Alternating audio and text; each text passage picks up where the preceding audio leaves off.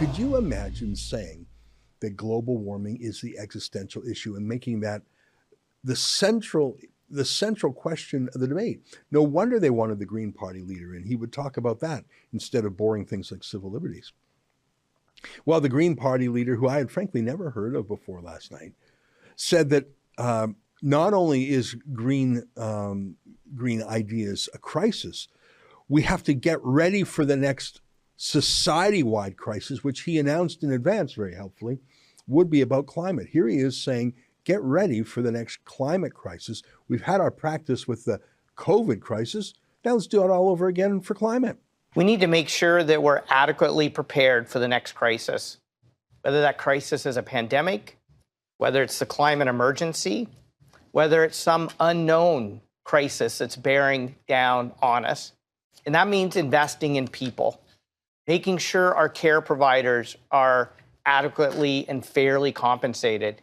It's making sure that the most vulnerable are protected. You know, it made me pine for the Conservative Party leadership debate of just a week ago, where the questions were too brief, where candidates were interrupted by Tom Clark, where there were weird gimmicks like ping pong paddles and that sad trombone wah, wah, wah, wah sound. It was a clown show. It was a circus. It was a gimmick with Tom Clark. But frankly, after 3 hours of listening to the droning on of the think-alikes, really the differences and the distinctions amongst these candidates was minuscule. I started to pine for that Conservative debate. After the two government journalists got done, there was these scrums. And like I say, the Rebel News journalists were not allowed to ask questions first. We had to stand back while the government journalists were permitted first questions.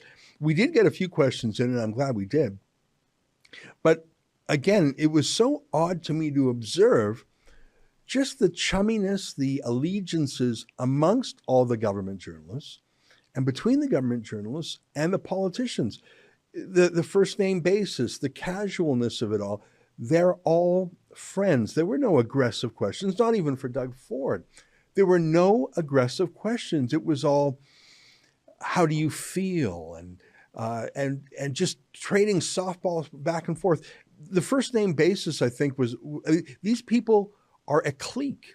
It's them, not versus each other. They're not pitted against each other.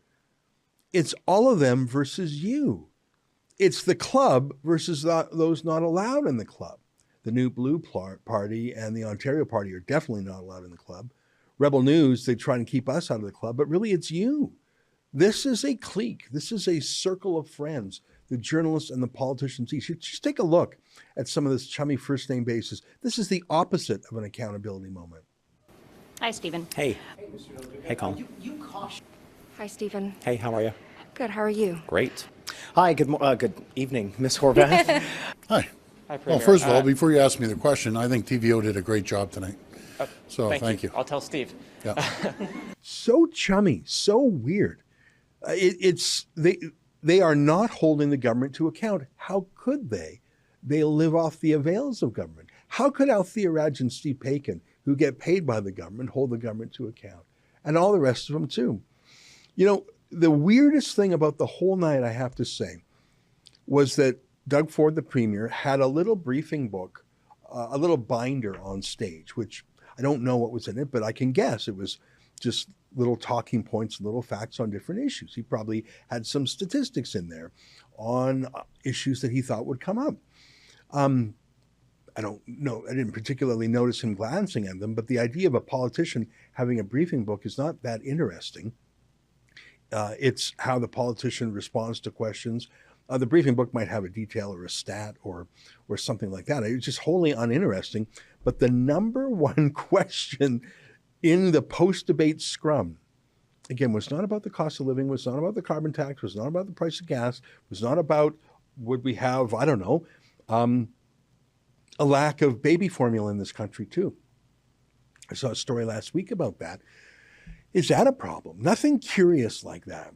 The number one question, both for Doug Ford himself and for the other parties, was, hey, how come Doug Ford took a binder in there?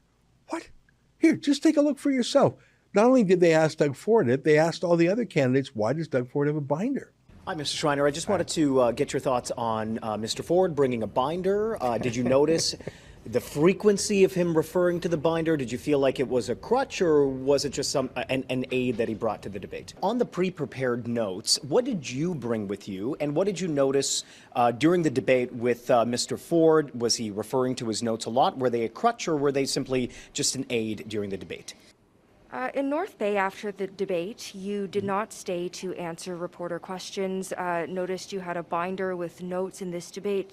The question is, are you afraid of making a mistake? On the binder that you brought up today, I think there was a lot of people who were watching who noticed that, you were occasionally had to glance down at the binder to refresh your memory. Okay, why were you so reliant on, pre-written notes in this debate? Why couldn't you speak from the heart or from the mind, as the other leaders say they? So you've got the premier of the province there, and this may be your only chance to put a tough question to him. He's had years as the premier during the most controversial era in memory, and you want to ask him about his little binder and what he had. Does anything turn on it? Does a single vote turn on it? Do you care? Are you that bored, or are you that purposefully uninterested in the issues of the day? Why would you ask about that instead of any possible question you could ask? Well, like I say, controlled opposition, controlled media. They didn't let real journalists ask questions. They didn't let real politicians in. It was quite something. That was an excerpt from my daily TV-style show called The Ezra Levant Show. Each weekday, I do a monologue on the news of the day. Then I interview a fascinating guest.